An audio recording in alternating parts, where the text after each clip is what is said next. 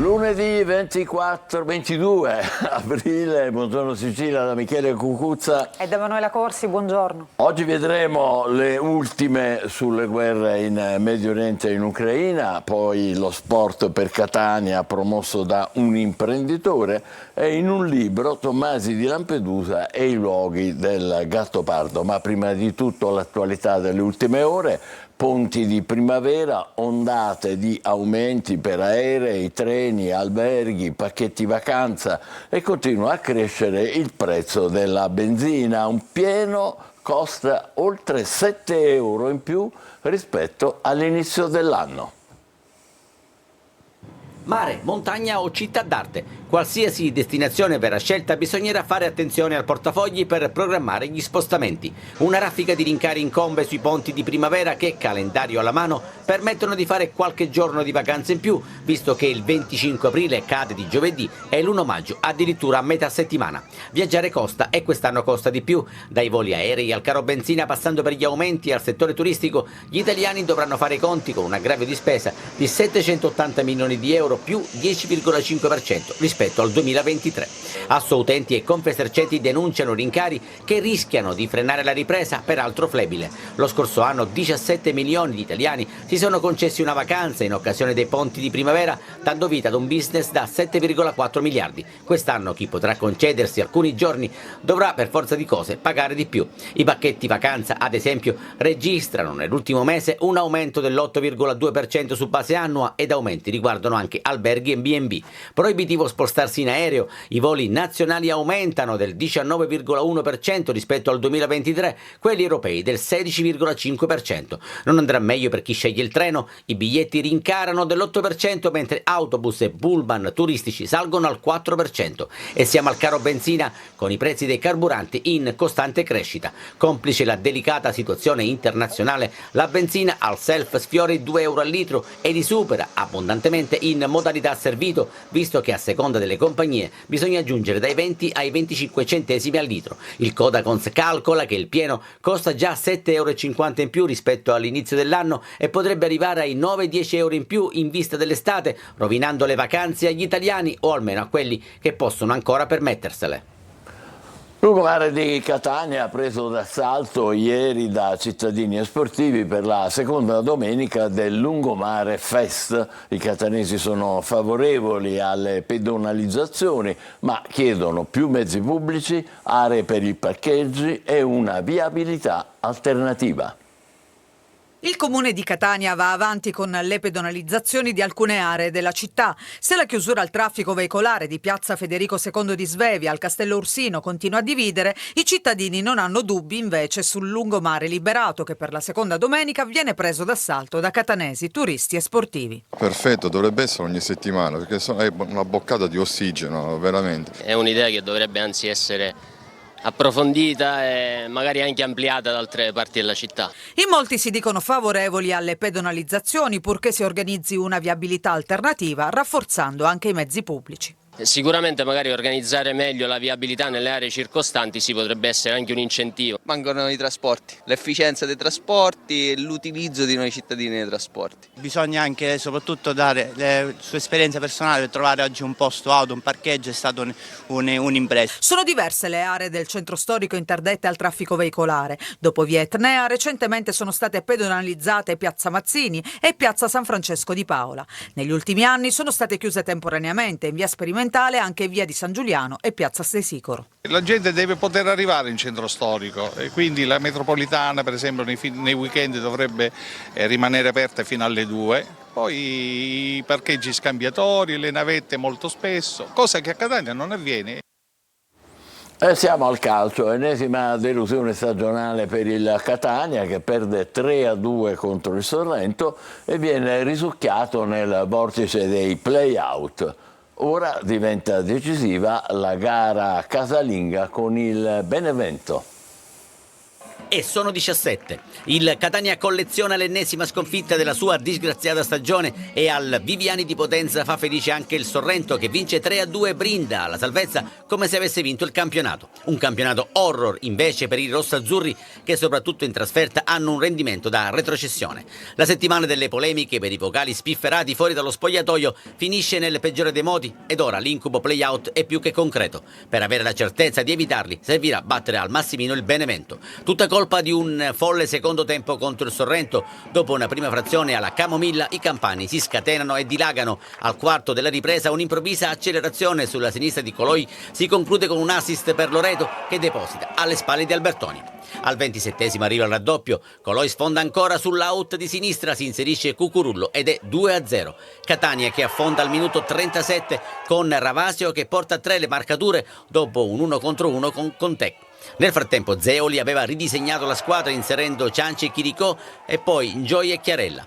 Catania ha trazione offensiva che solo nel finale offende realmente. Cianci, servito in mezzo all'area, mette dentro il 3-1. Al 90esimo l'ex attaccante del Taranto si ripete di testa su cross di Chiarella, 3-2. Mancherebbero i 5 minuti di recupero ma il gioco è spesso spezzettato. Marsura si fa espellere e il Sorrento mette in cassaforte la partita. Per il Catania è notte fonda. Ora, calcoli alla mano, arriva la sfida di sabato contro il Benevento per salvare la stagione e la faccia. Vuoi partire da qui per la rassegna stampa regionale? Partiamo sì dalla Sicilia e quindi vediamo nella pagina sportiva il commento sulla partita Sorrento-Catania che finisce 3-2, intanto il risultato sconfitta umiliante, rossazzurri ancora in bilico grazie ai risultati degli altri. Squadra senza mordente, scrive la Sicilia, i 2 gol finali di Cianci aumentano i rimpianti, tutto resta possibile, l'ultimo turno deciderà il destino di un gruppo allo sbando. E poi ci sono anche le interviste, intanto Zeoli, se non facciamo risultato così la situazione è molto delicata. Troppo molli li definisce appunto il tecnico, sul 2-0 dovevamo insistere e reagire e non beccare il tris, le gare restano spesso in bilico. E poi in riferimento all'audio che era stato diffuso qualche giorno fa, dice la squadra non ha risentito di quel messaggio vocale che ha suscitato una serie di polemiche. Andiamo a vedere la prima pagina della Sicilia, quindi lasciamo stare lo sport e vediamo le altre notizie. Intanto ancora la Sicilia alle prese con la crisi idrica, commissario alla depurazione ma senza riuso. E così a Catania 1000 litri al secondo vanno in mare. L'isola della Sete, il piano di Fatuzzo che è appunto il commissario alla depurazione e le emergenze che continuano a rimanere ad Agrigento e Caltanissetta. Altre notizie, vediamo la politica nazionale, Schlein in campo per centro e isole alle prossime europee. La leader del PD sarà la capolista, confermate ieri anche le liste in Sicilia. E poi per quanto riguarda le altre liste, adesso tra i big si attende soltanto il sì della Meloni, vedremo se seguirà appunto l'esempio della Schlein. E poi nella baratro appunto il riferimento al Catania che perde anche con il Sorrento, se sabato non supera il Benevento rischia di precipitare nei play-out, questa è la fotonotizia appunto in prima pagina. Vediamo ancora questa polemica. Scurati, lo scrittore Scurati, oscurato dalla RAI, non marciano più su Roma, ci arrivano con le elezioni, questo dopo il divieto al suo monologo durante una trasmissione televisiva.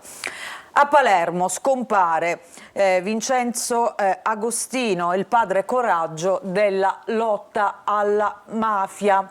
E ancora vediamo altre notizie in alto. A Catania sui social c'è la truffa delle offerte di lavoro, come abbiamo visto anche nei nostri servizi a Catania ieri, giornata di sport e volontariato e festa al lungomare. All'interno della Sicilia di oggi vediamo intanto il tema in primo piano, cioè la siccità, oltre alla depurazione il riuso, il piano per agricoltura e industrie sul tavolo di Fatuzzo che è il commissario proprio per l'emergenza idrica, 2,4 miliardi di opere in Sicilia, caccia a 980 milioni per Catania. E poi vediamo la situazione in 2 province che combattono la siccità già da tempo. Agrigento monta la rabbia nelle campagne, si riattivi subito il lago Arancio e nelle città i turni si allungano. Gli agricoltori ritengono superato l'allarme alga rossa nell'invaso della Belice e ora c'è l'incubo di nuovi razionamenti, uso potabile, perdite del 50% nella rete, i centralini di comuni e AICA sono tempestati di telefonate. E invece a Caltanissetta si cerca di contenere le perdite, ma ci sono comuni divisi in zone con l'erogazione che pensa arriva ogni 5 giorni, ancora non siamo neanche ad inizio estate. 9 centri sono a secco, 48 ore per i lavori alle condotte esterne effettuati dalle squadre di operai inviate da Sicilia Acque. Probabile ricorso ad autobotti per ospedali, scuole e uffici. Questa la situazione. Vediamo la prima pagina invece di Catania, della provincia di Catania. Dicevamo il Lungomare Fest, seconda domenica, mercatini, giochi, sport e cultura animano l'iniziativa. Volontari di Plastic Free ripuliscono la scogliera da quintali di rifiuti. Il 5 maggio ci sarà il prossimo appuntamento. Queste sono alcune foto della domenica di ieri, della domenica catanese, con le piazze Battiato, Sciascia ed Europa prese d'assalto dai cittadini. E poi vediamo nelle foto anche il sindaco Trantino che si complimenta con i volontari di Plastic Free, balli di gruppo e rotellisti, li vediamo appunto in queste foto. A proposito di siccità e di emergenza idrica, il fiume Alcantara è in secca, allarme delle associazioni, il fiume si sta prosciugando, servono regole per gli usi. Andiamo a vedere questa notizia, l'ecosistema è in tilt, l'allarme appunto delle associazioni sulle condizioni del fiume per evitare in estate i rubinetti a secco nei territori della valle. I residenti segnalano anche una moria di pesci mai vista. Legambiente dice si dovranno stabilire priorità nell'utilizzo delle acque. Anna Maria Nessing dice ci sono in atto grandi alterazioni, nessuno finora ha dato regole per l'uso idrico primario e secondario. Quindi un altro allarme sempre per quanto riguarda il tema siccità. Andiamo a vedere un'altra prima pagina, un altro quotidiano, la Gazzetta del Sud. Centrodestra e Basile, scontro aperto su che cosa? Sul ponte. Si fa sempre più rovente la disputa per le posizioni critiche assunte dal sindaco di Messina appunto sull'opera. Lui dice io continuerò a difendere la città, Germanà della Lega lo definisce un nuovo a Corinti. E poi vediamo la Serie C, le 2 fotonotizia. La Serie C per quanto riguarda il Messina che ha giocato contro il Potenza, finisce 2-2 in casa e salvezza in cassaforte. E poi Vincenzo Agostino, eccolo qui in questa foto, un eroe antimafia, addio al gigante dalla barba bianca. Vediamo ancora nel taglio basso, Scurati, pensavo che la RAI fosse anche mia. Il monologo dello scrittore sul 25 aprile è stato cancellato e ora una polemica in un clima d'odio. L'amministratore delegato di Viale Mazzini, Roberto Sergio, dice che ha sbagliato pagherà. Ma c'è un'altra polemica che poi vedremo meglio sulla stampa nazionale, perché si aggiunge anche Incoronata Boccia, che è il vice direttore del TG1, sempre nella trasmissione di Serena Bortone Che sarà, dove doveva appunto parlare Scurati, dice l'aborto è un delitto, fuoco trasversale quindi sulla vice direttrice del TG1. Altre notizie, vediamo, queste erano nazionali naturalmente, vediamo invece nella provincia di Messina, Taormina, incidente tra moto, il 22enne di Letojanni resta gravissimo, a Milazzo fermo l'appalto per la seconda linea del depuratore. E poi ancora vediamo altre storie. Ecco qui, report dell'Istat, la classifica delle regioni, benessere equo e solidale, la Sicilia si conferma maglia nera, istruzione e formazione sono le note dolenti. E poi c'è un'altra notizia che riguarda un allarme dell'ANCI sul pagamento della Tari. Il termine, scrive appunto la Gazzetta, slitterà al 30 giugno. andiamo a vedere all'interno appunto questa notizia. I comuni dell'isola si appellano a Roma per il pagamento della Tari. A evitare che i sindaci siano costretti ad aumentare del 30% la tassa sui rifiuti si punta su un rinvio di 2 mesi, quindi dal 30 di aprile al 30 di giugno. L'annuncio dell'ANCI è stato depositato l'emendamento al decreto Superbonus. Perché questi aumenti? Cosa è successo in Sicilia? I sindaci devono fronteggiare un aumento dei costi frutto dell'invio in Danimarca dei rifiuti indifferenziati. Lì, nel termovalorizzatore che manca in Sicilia, ogni tonnellata da smaltire costa circa 400 euro invece delle 250 che costerebbe nell'isola se ci fosse ancora spazio nelle discariche che invece sono piene, quindi bisogna andare a portare i rifiuti all'estero con questi costi elevatissimi. Dicevamo, c'è questo report dell'Istat sul benessere equo e solidale che vede la nostra regione all'ultimo posto assieme alla Campania, quindi la Sicilia è ancora maglia nera. A pesare tra i dati negativi c'è l'istruzione, la formazione e l'alta presenza di NEET, che sono i giovani che non studiano e né lavorano. Poi c'è sempre su questa pagina la notizia di Vincenzo Agostino, è morto Agostino, una vita dedicata alla ricerca della verità. Aveva 87 anni, era originario di Castellumberto. Vincenzo ha sempre chiesto giustizia per il figlio e la nuora uccisi dalla mafia.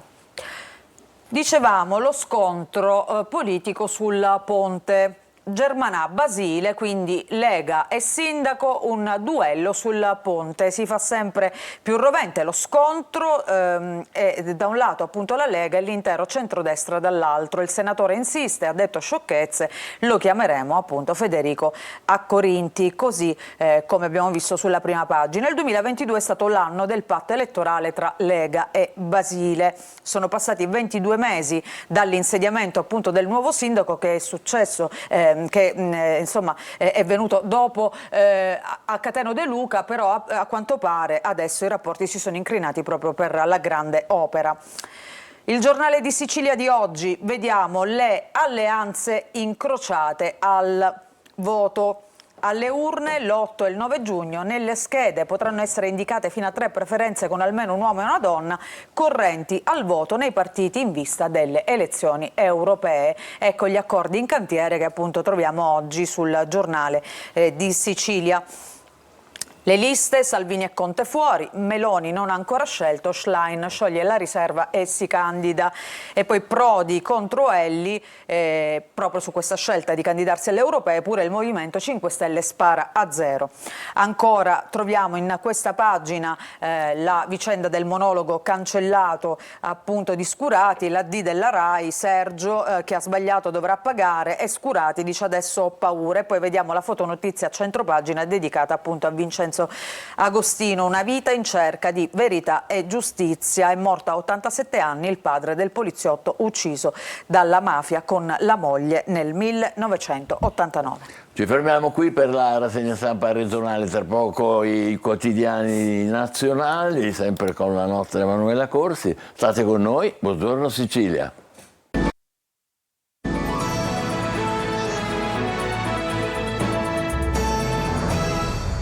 Buongiorno Sicilia, è il momento della rassegna stampa nazionale con Emanuela Corsi.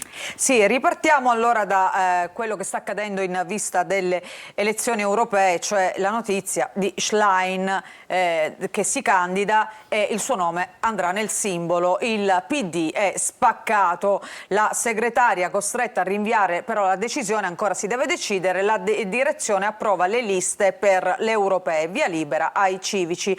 C'è anche lo strappo di Prodi che parla di ferita per la democrazia, cioè questa scelta di appunto essere la capolista alle prossime europee. Cooperlo, il partito personale non ci appartiene. E poi vediamo la Schlein e Meloni in questa fotonotizia. Nel nome della leader le due segretarie guidano la campagna elettorale verso il voto di giugno. Altre notizie, dicevamo, Scurati, quello che è accaduto, le polemiche, parla lui, lo scrittore dice: io un bersaglio, ora ho paura, nervi tesi in Rai dopo l'intervento dello scrittore che è stato censurato. I giornalisti parlano di un controllo asfissiante. Altre notizie, vediamo in Medio Oriente. A Rafah una strage di bambini, in Libano l'emergenza esuli, questo per quanto riguarda appunto la guerra.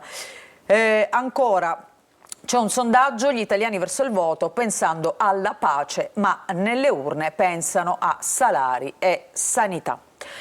Il Giornale, a proposito della scelta di Schlein di candidarsi alle europee, il PD si rivolta contro la Schlein, terremoto a sinistra, scrive il Giornale.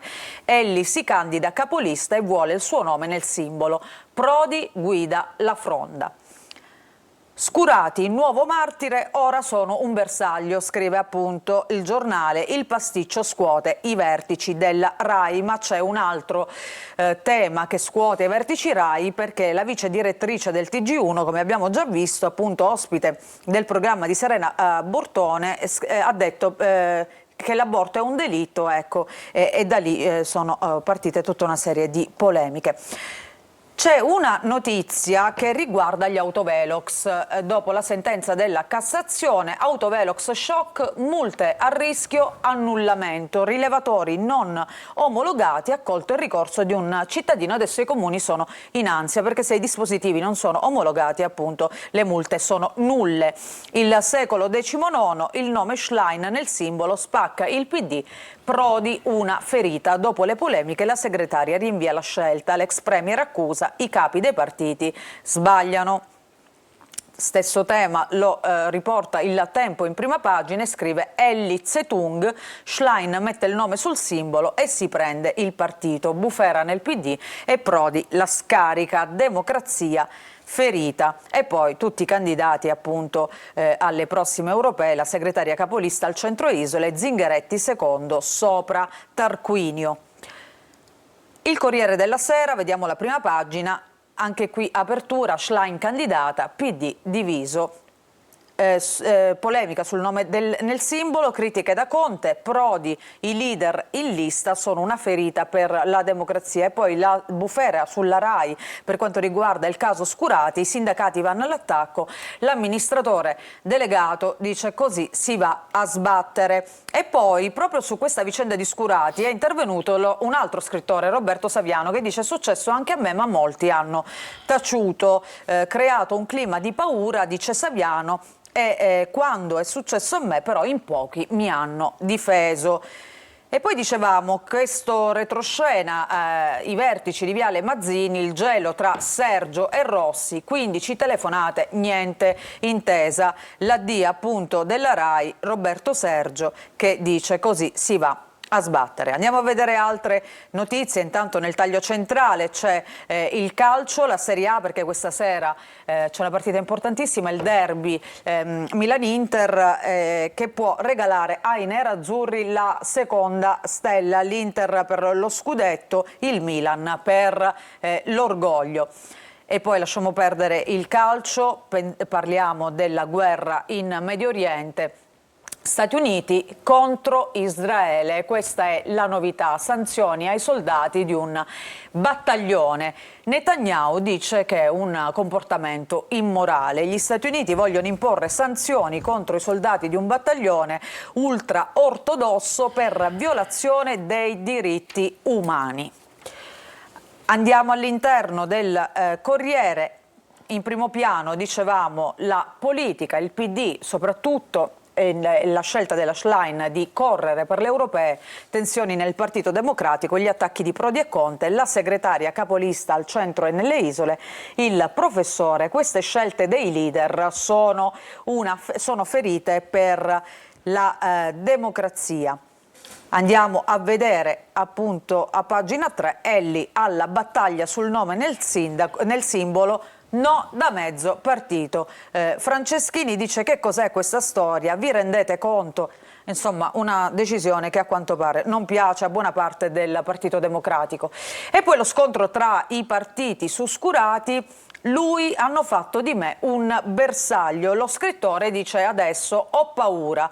Lusigrai interviene e dice: il controllo del governo è asfissiante. L'azienda però si difende, nessuna censura. E poi vediamo questo gelo tra i vertici Rai. Dicevamo, a seguito di questa polemica: Sergio, agli amici dico che così si va a sbattere. L'amministratore delegato, ma è inutile, oggi sentirà i protagonisti del caso. Andiamo a vedere la prima pagina di Libero a proposito di Scurati, che scrive: flop di Bortone in TV, perché poi sostanzialmente il salotto era quello dove sta succedendo di tutto. Don Camillo batte Scurati. Il censurato immaginario non interessa al pubblico di Rai 3. Il prete anticomunista e il sindaco Peppone fanno più spettatori. Questa appunto è la lettura che dà oggi Libero. Repubblica: Scurati sono un bersaglio, attacco alla libertà di parola. Lo scrittore sul palco di Repubblica delle idee confessa di avere paura dopo l'attacco della Premier. Sono nel mirino dei giornasquadristi meloniani, dice. Conte invece parla di Meloni bugiarda sul fascismo buono, e il ministro cognato Lollobrigida rilancia: l'antifascismo ha provocato morti, la protesta dell'Usigrai. E poi l'altra notizia, dicevamo, il PD diviso sul nome Schlein nel simbolo. Prodi, chi si candida deve andare a Bruxelles, quindi non lo deve fare soltanto per tirare voti. C'è una notizia in prima pagina su Repubblica che riguarda Messina Denaro, un'altra novità. Messina Denaro era sui social come dottor Averna. Andiamo a vedere questa notizia. La scoperta durante le indagini. Lui diceva sui social, appunto: sono il dottor Averna, medico e single. Questa è la maschera appunto di una delle tante maschere di Messina Denaro. Come foto aveva messo un cagnolino, però aveva commesso un errore, cioè scriveva di essersi laureato alla Bocconi, dove però non ci sono dei corsi di medicina. C'era questo piccolo dettaglio che gli era sfuggito. E poi invece parliamo di appunto Vincenzo Agostino a proposito di antimafia. Lui è un simbolo, gli uccisero il figlio e per una vita ha chiesto giustizia e verità. La notizia che arriva dal Medio Oriente è questa: dagli Stati Uniti, sanzioni all'IDF, monito su Rafah.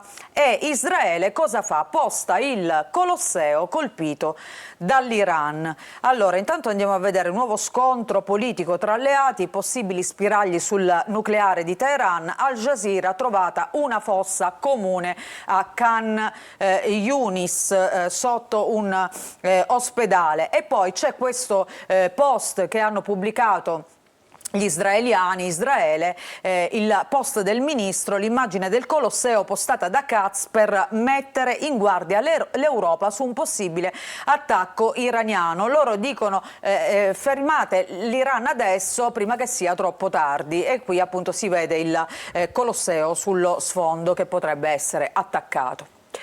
Andiamo a vedere altre notizie. Il Messaggero, nel taglio centrale: migranti, la rotta dei finti turisti. C'è un'intervista a Piantedosi, ministro degli interni: in arrivo una stretta per bloccare il flusso dall'Asia. Il conflitto a Gaza alimenta gli estremismi, preoccupa la nuova ondata di antisemitismo. E poi a Gaza: in arrivo il pontile degli aiuti, un pontile appunto che verrà costruito dagli Stati Uniti, sarà operativo ai primi di maggio, distribuzione affidata all'ONU. C'è un caso di cronaca del quale si parla molto da ieri, insomma, il caso di questo assessore che è stato ucciso a Lecco dal vicino di casa. Tutto per che cosa? Per un banale litigio. Follia in un paese appunto del Lecchese, la vittima colpita con un falcetto in mezzo alla strada. Andiamo a vedere ancora qualche prima pagina. La Nazione, PD diviso sul nome, Schlein nel simbolo, ma poi appunto vediamo la notizia di cronaca di cui parlavamo prima. Nel taglio centrale in questa fotonotizia, assessore ucciso dal vicino di casa. Lite finita nel sangue a Lecco, ammazzato a colpi di falcetto. Vediamo adesso il Fatto Quotidiano, la prima pagina, truffe d'assalto, scrive candidati patacca, Schlein, Meloni e Tajani e forse altri in lista, ma non in Europa. Prodi ferita alla democrazia, Conte parla di una presa in giro. E ancora Il Sole 24 Ore, quindi parliamo di economia. Si parla di occupazione in primo piano, lavoro e contratti per i giovani, c'è un primo spiraglio. A febbraio tra 25 e 34 anni c'è più 1,4% di occupati, ingegneri, analisti e operatori della finanza, i più gettonati, laureati, più rapporti stabili.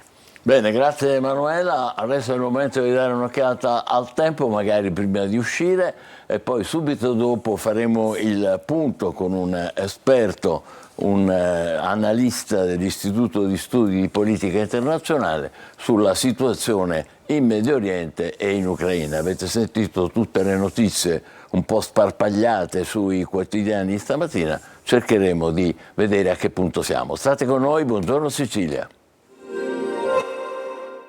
Un saluto e ben ritrovati ad un nuovo appuntamento con Trebi Meteo, una giornata di lunedì che vede un netto peggioramento al nord e su parte del centro per l'arrivo di una nuova perturbazione, più sole invece al sud, su Sardegna e Sicilia. Andiamo dei fatti più in dettaglio ad osservare cosa ci attenderà sull'isola. Ebbene, la Sicilia godrà lunedì di tanto sole, sul territorio solo qualche nube di passaggio, più probabile sull'area orientale, ma in assenza di effetti rinforzerà la ventilazione sull'area ionica dai quadranti orientali. Da nord nella seconda parte del giorno sul canale di Sicilia, poche le variazioni termiche, al più acquisteremo qualche grado, tutto sommato si starà bene nel pomeriggio con punte massime in alcune zone attorno ai 20-22 gradi. Poco cambierà nella giornata di martedì, il tempo sarà nuovamente stabile ed assolato, per lo più qualche nube di passaggio ma senza conseguenti effetti. Clima mite gradevole senza eccessi particolari, le temperature massime saranno di poco superiori ai 20-22 gradi. Per sapere nel dettaglio cosa capiterà da voi vi rimando all'app di Trebi Meteo al nostro sito web.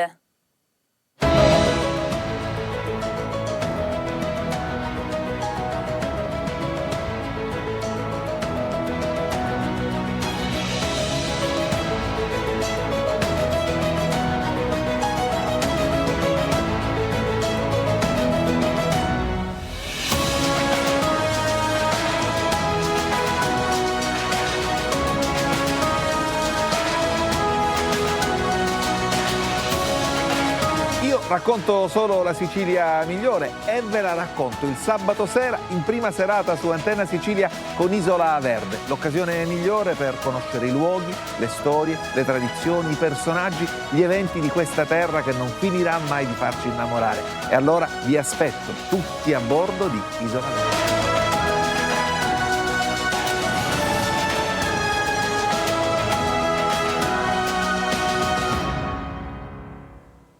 Buongiorno Sicilia, non si vede ombra di pace nelle due guerre in corso, una in Medio Oriente, l'altra in Europa. Vogliamo fare il punto con Aldo Liga, che è un analista dell'ISPI, l'Istituto di Studi di Politica Internazionale. Buongiorno, benvenuto. La notizia di poco fa, che però per il momento non ha altri particolari, è che a Gerusalemme un'auto si è lanciata contro dei pedoni, non si conoscono ancora i bilanci di questo investimento voluto ovviamente a scopo presumibilmente terroristico. 2 persone sono in fuga. Invece quello che è certo è che in tutti e due i fronti sono arrivati o stanno per arrivare i soldi degli Stati Uniti. Allora la Camera ha deciso di inviare in Ucraina un pacchetto di aiuti di 60 miliardi di dollari. Naturalmente Zelensky ha ringraziato e ha salutato con gratitudine e ha detto che con questo arriveranno anche gli armamenti, i missili, antimissili Patriot e tutto il resto di cui lui richiedeva naturalmente bisogno. L'altra notizia è che sempre la Camera dei rappresentanti di Washington ha stanziato un altro pacchetto di aiuti, di questo caso di 26 miliardi e 4 destinato ad Israele. Ora, dottor Liga, prima di sentire la sua opinione, ci sono ancora altri dettagli di poco fa che leggiamo dalle agenzie per quanto riguarda l'Ucraina. Le nuove armi dovrebbero arrivare a breve. Mosca naturalmente se ne è risentita malissimo e dice finirà come il Vietnam, e Orban, che è come dire, il leader ungherese più vicino alle posizioni del Cremlino, dice che l'Occidente è a un passo dall'invio di truppe, ma nessun altro ha mai parlato di questo. Sul fronte invece medio orientale, dopo questi finanziamenti di cui vi ho parlato un attimo fa, Israele ha deciso di prosegue gli attacchi contro Rafah. Ci sono stati almeno 22 morti nelle ultime ore. Rafah, come sapete, è nella parte meridionale di Gaza, molto vicina al confine con l'Egitto, e la stampa, come ci leggeva poco fa Emanuela, ha parlato di una strage di bambini proprio lì. Mentre invece e queste sono le ultime notizie. Allora andiamo con ordine, dottor Liga. Da dove vuole cominciare? Cominciamo dal Medio Oriente, direi, dove il fronte è apparentemente più caldo. Allora si invoca la pace, ci sono anche manifestazioni talvolta anche piuttosto turbolente nelle nostre università per la pace e soprattutto per la Palestina, ma in realtà siamo ben lontani da questo, giusto? Sì, purtroppo siamo ben lontani da una pace, anche solo da un cessate il fuoco temporaneo. Ci sono negoziati da mesi, si erano concretizzati con dei risultati evidenti, uno scambio di prigionieri soltanto nel mese di novembre, ma Israele e Hamas non riescono a raggiungere un accordo su un nuovo cessate il fuoco temporaneo e sulla liberazione di ostaggi, nonostante la mediazione anche di attori internazionali quali il Qatar, che sembra, secondo indiscrezioni, anche volere rinunciare al ruolo di mediatore. Questa è una situazione che si evolverà nei prossimi giorni. Scusi se la interrompo, ma quando c'è stato il recentissimo attacco con missili e droni dell'Iran, cui poi Israele ha risposto in maniera, diciamo, parziale su una base, ecco, quando c'è stato quell'attacco massiccio iraniano nei confronti di Israele, tutti gli osservatori hanno commentato dicendo che veniva fuori una novità assoluta che non si era mai vista, cioè che anche la Giordania, uno dei paesi arabi, aveva contribuito insieme con gli Stati Uniti, insieme con la Gran Bretagna, insieme con la Francia alla difesa di Israele. Qualcuno addirittura ha cominciato a parlare di NATO medio orientale, cioè immaginando che i paesi con i quali Israele stava trattando per una pace, compresa l'Arabia Saudita, che è il paese più importante, più ricco naturalmente, possano un giorno eventualmente, come dire, siglare una sorta di pace definitiva che tagli fuori gli sciiti, che invece vogliono la distruzione di Israele, la scomparsa, perché non solo sono antisemiti, antisionisti, ma sono anche antisemiti. Che ne pensa, dottor Liga? Sì, piccola precisazione, non gli sciiti sono antisemiti o antisionisti, ma il regime iraniano, che è un regime sciita, ha delle posizioni molto radicali nei confronti di Israele. Allora, penso che si sia molto anche esagerato un po' nel provare a vedere sia la costituzione di una NATO medio orientale, anche perché ricordiamoci, la NATO nasce in Europa tramite un trattato al seguito della seconda guerra mondiale. Era diciamo una nuova architettura di sicurezza. Nel caso della reazione all'attacco iraniano contro Israele, effettivamente si è assistito a una certa cooperazione, almeno a livello di intelligence, di radar, di intercettazione dell'attacco. Questo più che far presagire, diciamo, la costituzione di un nuovo ordine nella regione, ci deve fare riflettere sul fatto che tutte le potenze dell'area sono chiaramente interessate a evitare uno scontro diretto fra Israele e Iran, che sarebbe estremamente deleterio da un punto di vista sia politico che economico, certo, per gli interessi di questi paesi. Comunque, infatti, certo, Israele così non è certamente isolato, a differenza di quanto vogliono fare credere certi commentatori interessati. Adesso la domanda più difficile che le faccio, dottore, è questa: come potrebbe andare a finire? Perché poi tutti dicono, vediamo anche le immagini di Al Jazeera, ma noi sappiamo benissimo che Al Jazeera è una televisione del Golfo, quindi è una televisione legata chiaramente ai regimi, diciamo così, alle aree palestinesi, quindi si vedono sempre bambini che sono soccorsi, gente che corre in ospedale, come se Israele non facesse altro che ammazzare bambini. Però nessuno parla del fatto che gli ostaggi israeliani, che sono tutti civili, compresi bambini, donne, uomini, eccetera, non vengono liberati ancora da Hamas. Sì, sicuramente non dobbiamo però dimenticare che sono state uccise in Palestina oltre 34.000 persone, in uno, diciamo, dei massacri più gravi nella storia recente del Medio Oriente, e che gli aiuti umanitari, ad esempio, hanno avuto estreme difficoltà ad arrivare sul campo, sono stati diciamo anche impediti in certe fasi del conflitto, e che secondo molte agenzie dell'ONU si rischia anche una carestia. Abbiamo visto proprio ieri, è stata, come dicevate voi durante la rassegna stampa, è stata trovata una fossa comune nei pressi dell'ospedale di Khan Yunis. Quindi sicuramente gli ostaggi dovrebbero essere nelle mani di Hamas e della Jihad islamica. Dovrebbero esserci circa 130 cittadini israeliani ancora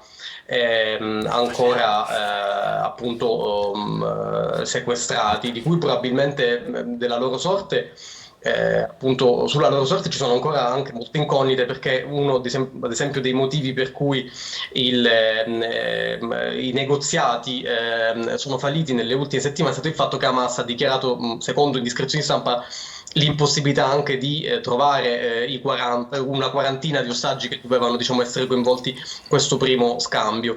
La situazione comunque un fattore, diciamo, tra virgolette, di sollievo negli ultimi giorni è dato dal fatto che le possibilità di uno scontro diretto fra Israele e Iran, che era un po' l'incubo, la catastrofe assoluta, sembrano essersi diciamo un po' passate in secondo piano.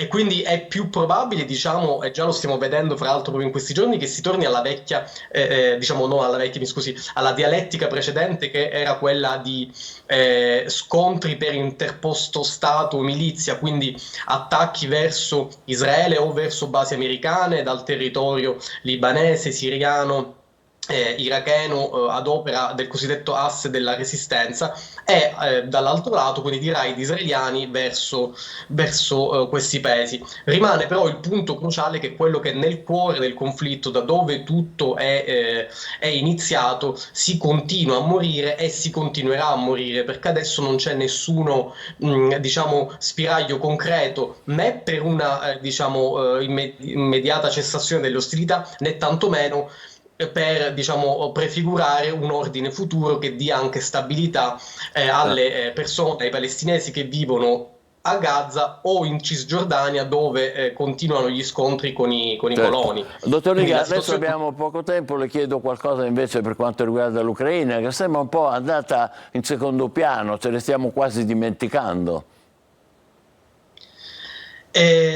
Guardi, non so se ce ne stiamo dimenticando. Chiaramente l'Ucraina ha dominato il dibattito politico per quasi 2 anni, sarà al centro anche del voto quest'anno per le elezioni europee. per le elezioni americane. Più che dimenticarlo, sicuramente diciamo, la compresenza con un altro grave fattore di crisi diciamo, porta diciamo, l'attenzione dell'opinione pubblica a diluirsi su più fronti. Ecco. Certo. L'ultima domanda gliela faccio non da esperto di politica estera, diciamo, ma da uomo della strada. Molte persone mi fermano, mi chiedono e mi dicono: ma noi dobbiamo avere paura? C'è preoccupazione per noi, diciamo, per l'area nostra mediterranea italiana e così via? Si parla di bombe, cose terribili. Guardi, in realtà se ne era parlato soprattutto all'indomani del 7 ottobre. In genere quando si verificano diciamo, delle grosse crisi in Medio Oriente che possono, diciamo, capitalizzare l'odio anti-occidentale, diciamo, nasce, diciamo, almeno aumenta il rischio che ci possano essere ripercussioni in Europa, perché diciamo, chi magari persone radicalizzate o gruppi terroristi possono sentirsi galvanizzati da eventuali avvenimenti nel Medio Oriente. In realtà finora comunque non ci sono stati ripercussioni, diciamo, degne di nota. In Europa ieri Tajani ha appunto dichiarato che l'Italia, ad esempio, non rientra, non c'è un rischio urgente e pressante sull'Italia. Ci sono chiaramente gli occhi puntati ora sulle Olimpiadi di Parigi quest'estate, anche perché la Francia, rispetto ad altri paesi europei, ha una situazione estremamente anche delicata, però non bisogna neanche, forse più che concentrarci sul rischio, da noi dovremmo forse anche, diciamo, tutti noi adattare, diciamo, una postura più politica per diciamo, provare ad affrontare anche le cause originarie di questi momenti di capire tensione, capire un po' meglio tutto. Grazie al dottor Aldo Liga, analista dell'ISPI, Istituto Studi di Politica Internazionale. Questa un po' è la situazione. Purtroppo, come avete sentito, di pace è un po' difficile parlare in questo momento. Dunque facciamo una breve pausa, dopo ci parleremo di cose decisamente più piacevoli. Sport per Catania. State con noi, buongiorno Sicilia.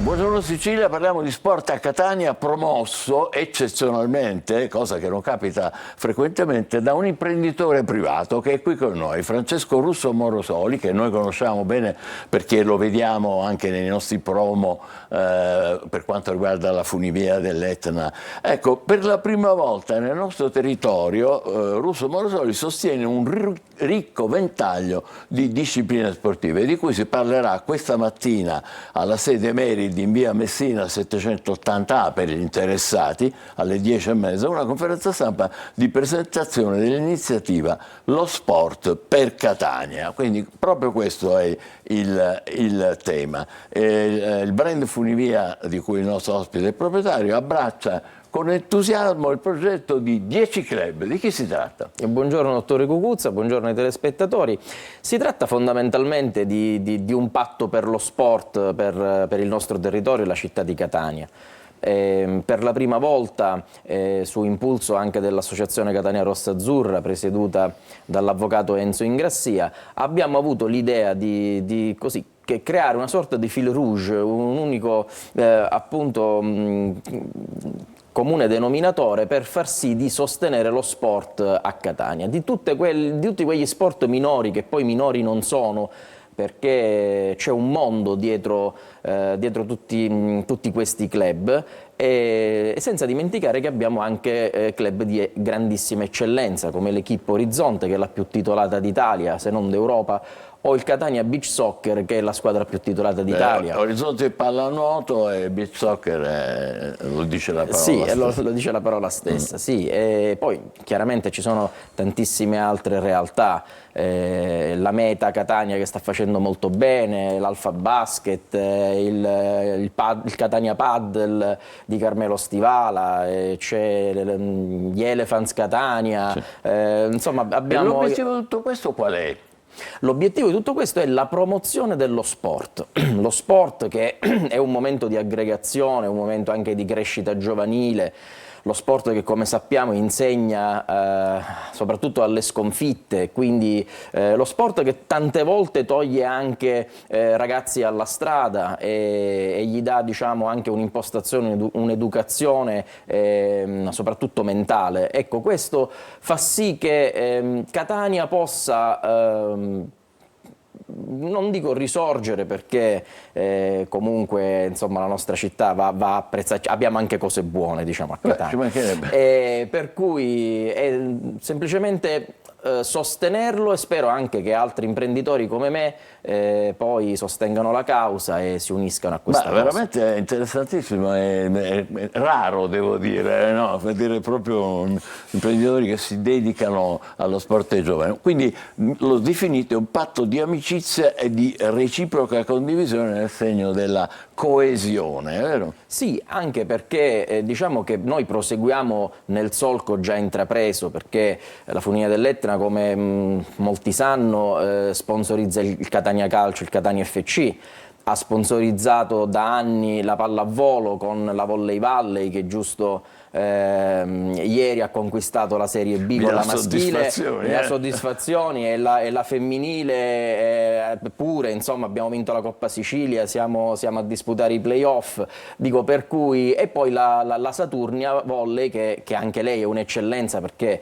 ha fatto la Superlega, quindi parliamo del top che si può avere nella pallavolo, e sappiamo che la pallavolo in Italia è diciamo la nazione più ambita, dove tutti i grandi campioni vogliono venire a giocare. Quindi questo è un po' il senso di appartenenza, anche volete stimolare, cioè, certo. E ci riuscite, perché dando opportunità è chiaro che uno... Dottor Guzza, diciamo che la missione è proprio questa, no? Cercare di dare qualcosa al nostro territorio, cercare di promuoverlo, cercare di fare qualcosa per lo sport e cercare di fare aggregazione, cioè il concept, diciamo, di questa iniziativa è proprio promuovere lo sport di Catania senza, diciamo, nessun... Qui si vedono alcune immagini, naturalmente ci sono alcuni, qualche logo, e molti dei giovani che grazie a voi stanno facendo sport, lo sport di cui lei parlava. Qui vediamo l'Alfa Basket, che ha un'altra bellissima realtà, ma ce ne sono veramente, veramente tante che sono a livelli di eccellenza. Sì, qualcuno si è visto prima mentre lei stava parlando, e qualcun altro lo vedremo ancora, ecco, per esempio qui... Sì, la pallanuoto, è altra grandissima eccellenza. Dico, per cui speriamo che questa iniziativa appunto possa avere un seguito anche con altri imprenditori. Unendo le forze possiamo fare forse qualcosa di importante per lo sport catanese, per il nostro territorio. Ma non ho dubbi. Le faccio una domanda sull'Etna, visto che finalmente è arrivata la neve. Adesso per voi anche va meglio, no? La funivia, come dire, va di più o no? Com'era? No, guardi dottore, purtroppo si arriva ad aprile e poi diciamo che già ieri era squagliata, insomma, perché comunque le temperature, sì, le temperature sono comunque alte, quindi sì, ha fatto questa nevicata, sembrava imbiancata, però in questi due giorni l'ha fatta venerdì, sì, ma tra sabato e domenica è finita, sì. Però tuttavia i turisti vengono a vederla comunque. Per fortuna sì, dopo Pasqua, cioè già da Pasqua, e poi diciamo per noi Pasqua è l'inizio della stagione, no? Escursionistica. Già da Pasqua abbiamo avuto un buon flusso turistico. Perché lì sono soprattutto gli stranieri che gli piace fare soprattutto gli stranieri, no? sì, le escursioni. Le escursioni sono molto amate dai francesi, dai tedeschi, ma un po' da tutte le parti del mondo. Sì, è vero, davvero. L'Etna ha una tradizione fantastica. Ma adesso torniamo allo sport per Catania. Vi ricordo l'appuntamento alle 10:30, conferenza stampa a Via Messina 780/A, nella sede di Merid, e quindi il tema è lo sport per Catania. In bocca al lupo e complimenti. Grazie mille, dottore. Speriamo davvero che ci siano altri suoi colleghi imprenditori che si uniscano, imprenditori uomini e donne, che si uniscano in questa iniziativa, cioè promuovere lo sport da privati, che non è una cosa consuetissima. La vedevamo soprattutto al nord negli anni scorsi, è vero? È vero. E invece adesso capita anche da noi. Grazie davvero, buon lavoro, Grazie a lei, complimenti. dottore. Adesso ci fermiamo per soltanto poco e poi parleremo di un libro, Tomasi di Lampedusa e i luoghi del Gattopardo.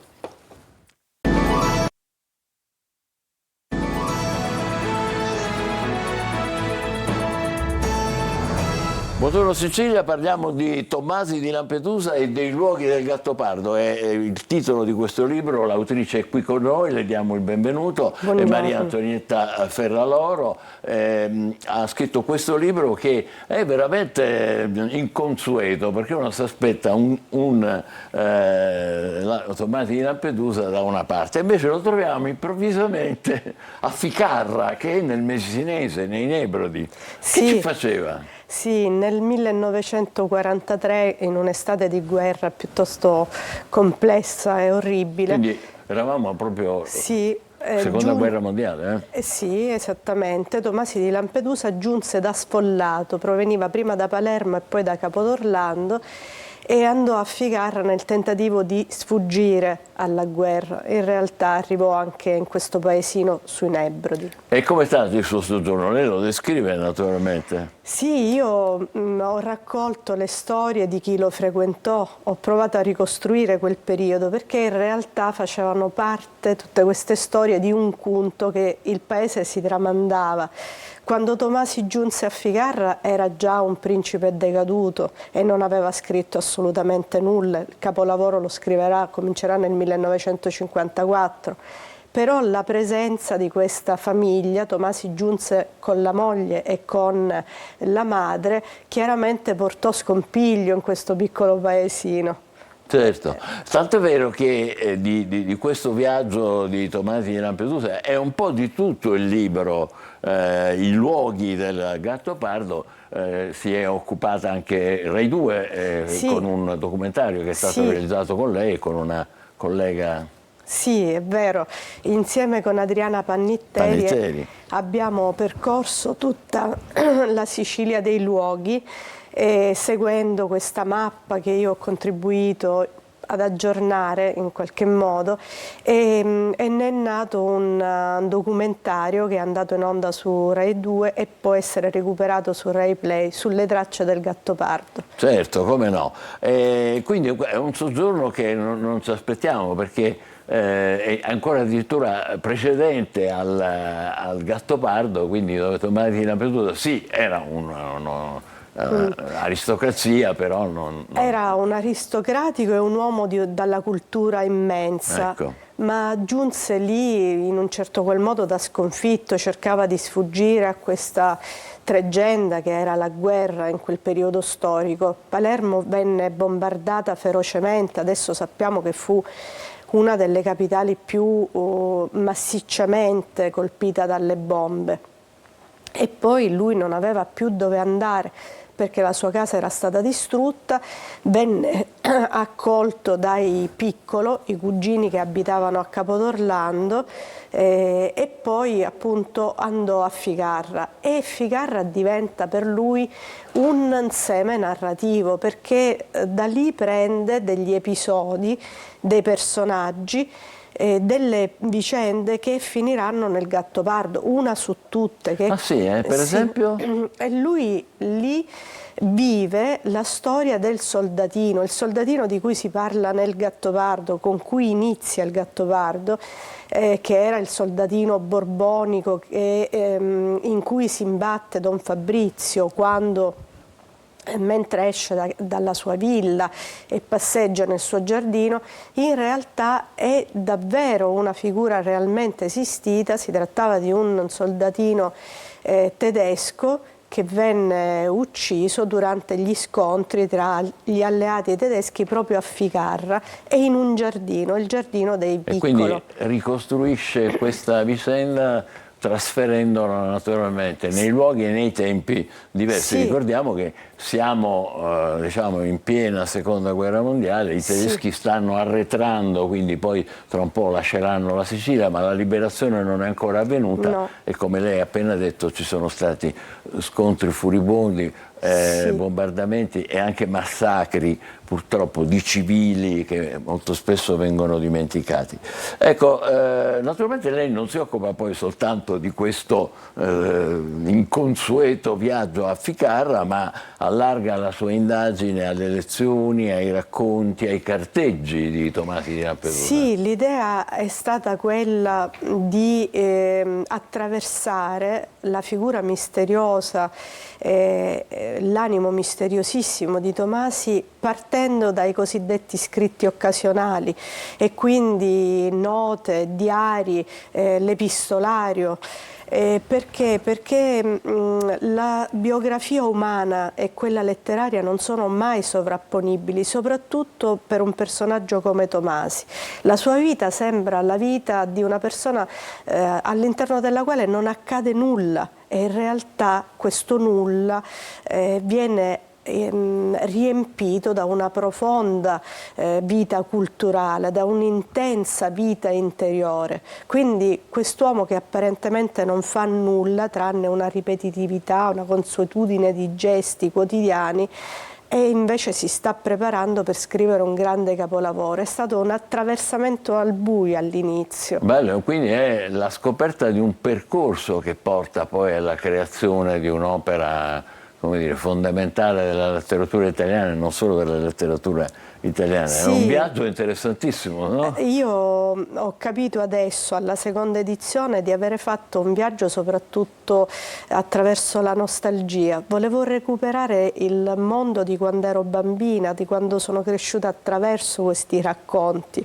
perché era come una pesca miracolosa. Ogni storia, ogni personaggio, la principessa, la moglie, il principe, ognuno di loro avevano qualcosa da dire. Bellissimo, e quindi è riuscita a cogliere tutto questo? Sono partita da qui e poi sono arrivata insospettabilmente, senza immaginarlo, a ricostruire la mappa dei luoghi gattopardiani in una maniera diversa, perché Ficarra ha un suo ruolo importantissimo, e in questa seconda edizione mi sono occupata anche un po' più di Palma di Montechiaro, perché attraverso i documenti che mano a mano trovavo mi rendevo conto che era importante anche questo altro luogo. Una ricerca davvero importante e ricca. E poi lei ha pubblicato, sempre qui dentro, Una grande avventura, che è una conversazione fra lei e Gioacchino Lanza Tomasi, che è il figlio di Tomasi di Lampedusa. Sì. Com'è andata?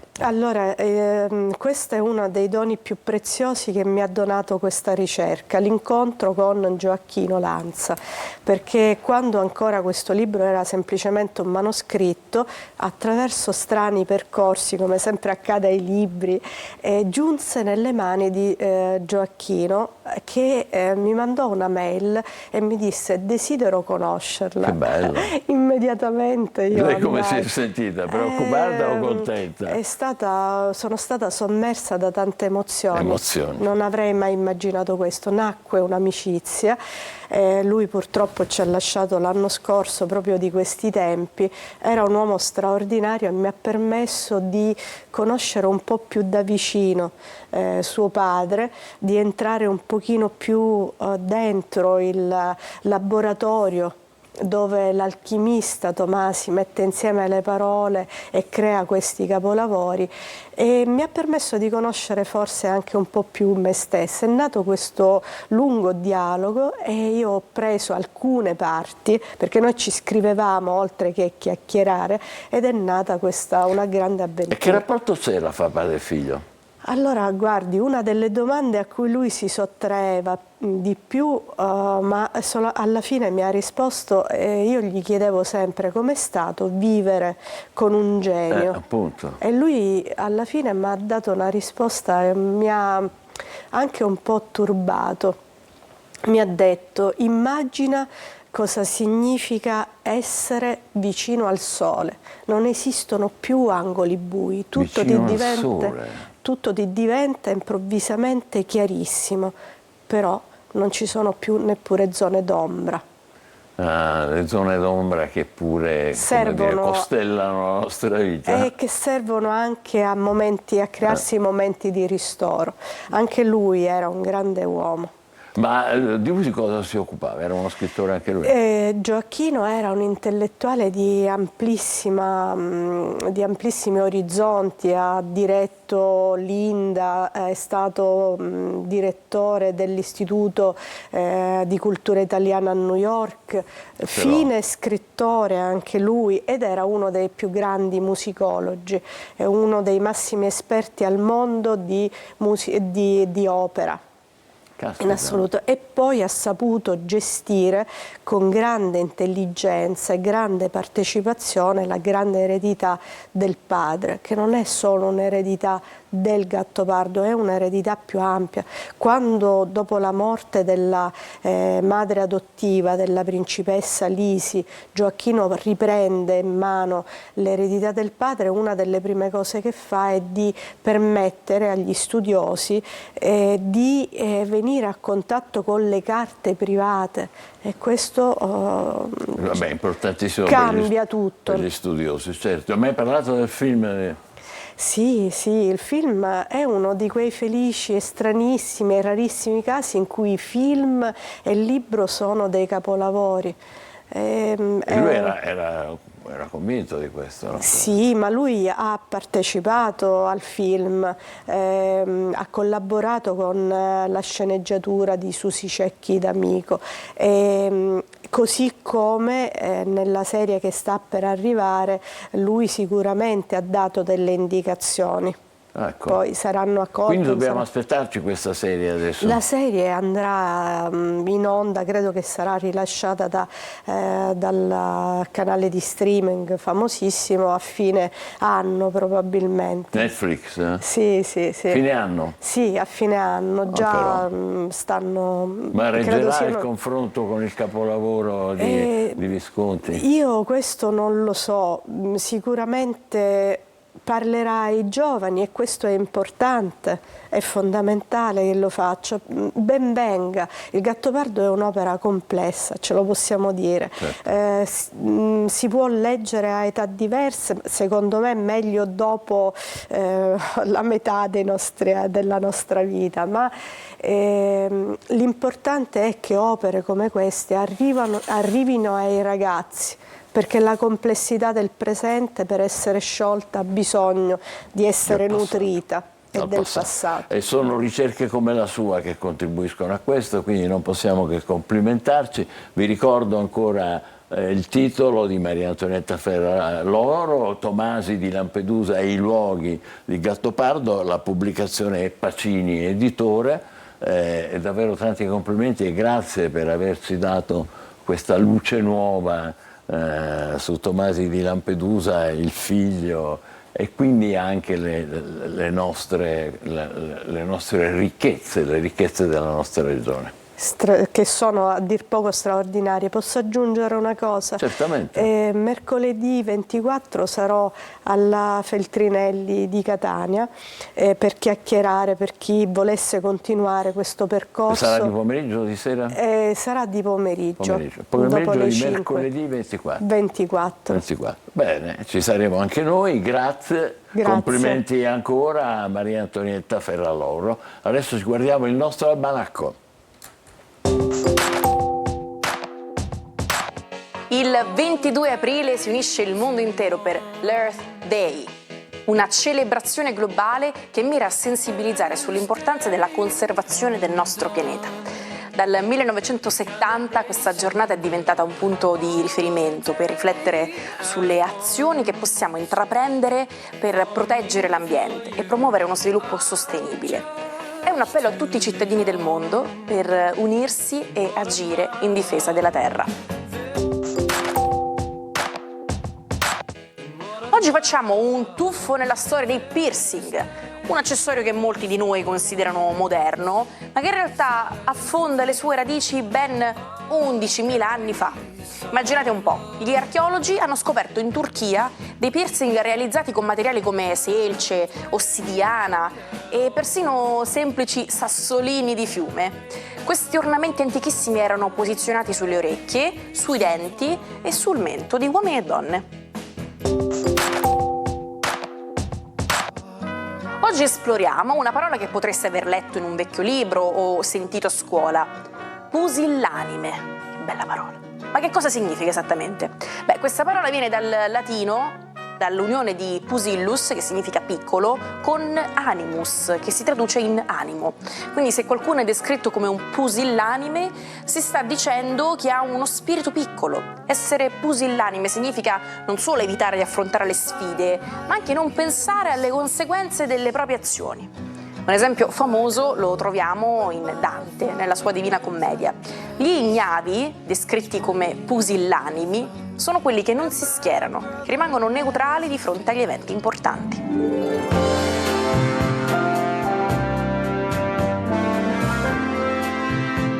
Capito, Emanuela? E noi invece adesso abbiamo un grande di spirito e azione, Marco Amato. Marco, ci sei? Buongiorno Emanuela, buongiorno Michele, buon inizio settimana Sicilia. Buongiorno. Ma lì che c'è? Una lotta felina? Un drago. Felina? Cos'è? Un drago, esattamente. Allora. Un drago, perché oggi vi parlo di un drago, e non potrei non definirlo tale, della cinematografia mondiale.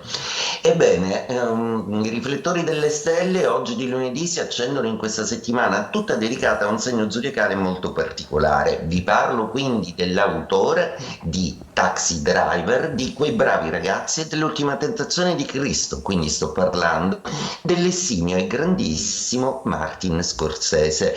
81 splendidi anni suonati, ma ancora non ne vogliamo proprio sapere di mollare la cinepresa, proprio perché Martin ha varato un progetto che sta facendo molto parlare di sé.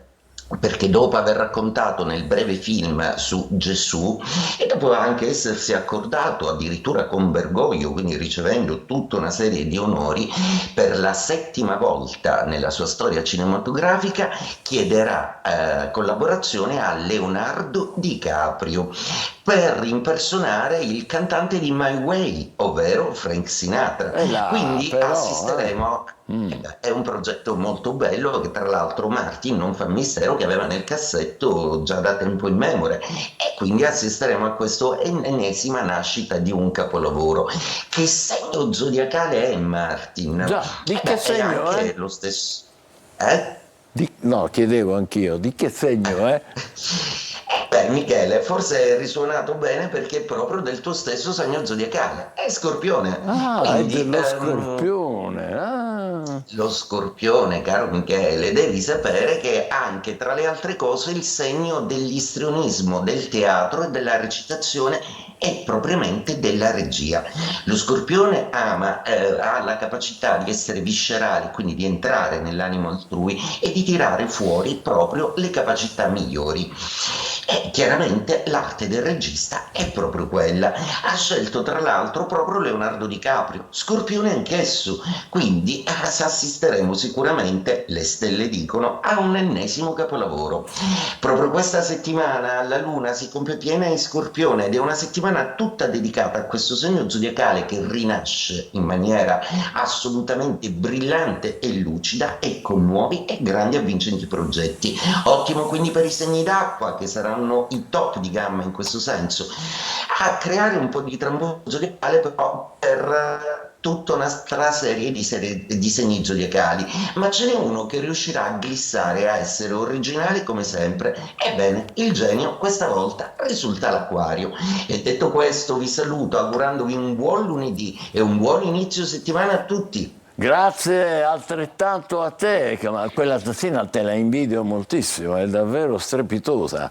Vabbè, Emanuela, tu hai qualche ancora notizia per noi? Sì, qualche curiosità, intanto legata per esempio al 25 aprile, vediamo dalla pagina del Corriere della Sera, assalto alle mete turistiche lungo Ponte delle Regole, un italiano su 3 è pronto a spostarsi tra il 25 aprile e l'1 maggio, restrizioni però e divieti un po' in tutta Italia, a Venezia parte il ticket, sentieri a senso unico invece nelle 5 Terre. E poi c'è un caso il paradosso a Parigi: arrivano le Olimpiadi e stranamente calano gli affitti. Ma che bello! Sì, a 100 giorni dalle Olimpiadi solo un terzo delle case su Airbnb sono state bloccate. Il prezzo medio richiesto è di 594 euro a notte, in media. Che non è poco, non è poco. Forse abbiamo capito perché le altre sono ancora sfitte, probabilmente. Ecco, esatto. Va bene, grazie Emanuela. Andiamo indietro nel tempo invece, non verso le Olimpiadi, ma verso le donne, i cavalieri, l'arme, gli amori, il capolavoro di Ariosto, l'Orlando Furioso, che viene pubblicato per la prima volta proprio il 22 aprile, ma del 1516. Il 22 aprile del 1529, col Trattato di Saragozza, si stabilì con precisione la divisione del globo. Spagna e Portogallo fissano la divisione dell'emisfero occidentale. E poi il 22 aprile del 1868 Umberto I sposa a Torino la cugina Margherita, la prima First Lady del Regno d'Italia, che si guadagnò un posto d'onore nell'immaginario popolare. Il suo nome infatti legato al piatto italiano più famoso al mondo, ovvero la pizza Margherita. Il 22 aprile del 1945, ormai guardate qui quei simboli orrendi del nazismo, ormai al termine della seconda guerra mondiale, Adolf Hitler, asserragliato già nel suo bunker a Berlino, ammette la sconfitta e afferma di essere intenzionato a suicidarsi, cosa che poi farà qualche giorno dopo con la moglie, con Eva Braun, che sposa qualche istante prima della morte. 20 anni dopo, il 22 aprile del 64, a New York, Stanley Kubrick e Arthur Clarke si incontrano per la prima volta, eccoli qua, e iniziano a sviluppare, vedete, su un tavolino qualunque, a sviluppare un capolavoro assoluto che è 2001, Odissea nello spazio. Il 22 aprile 1970 nasce la Giornata della Terra, che celebra l'ambiente e la salvaguardia del nostro pianeta. Per l'Earth Day si mobilitano 20 milioni di cittadini americani in una manifestazione che farà storia. Poi verrà festeggiata ogni anno e arriverà a coinvolgere 192 paesi. E siamo al 22 aprile del 1989, quando esce il singolo Like a Prayer dell'album omonimo di Madonna, che raggiunge contemporaneamente il numero 1 nelle classifiche di vendita. È una canzone che è stata acclamata subito dalla critica, è stato un successo commerciale, ma subito dopo la pubblicazione il Vaticano ne ha condannato il video. E Madonna stessa afferma che una volta che ha capito come trasformare le sue idee in musica, ha scritto la canzone in sole 3 ore. Il brano viene lanciato da un famoso spot della Pepsi Cola, era la prima volta che una canzone di una pop star famosa veniva usata in uno spot prima ancora della sua uscita. Quindi vi lasciamo con Like a Prayer, come una preghiera, Madonna, e vi auguriamo buona giornata, buongiorno Sicilia, a domani. A domani.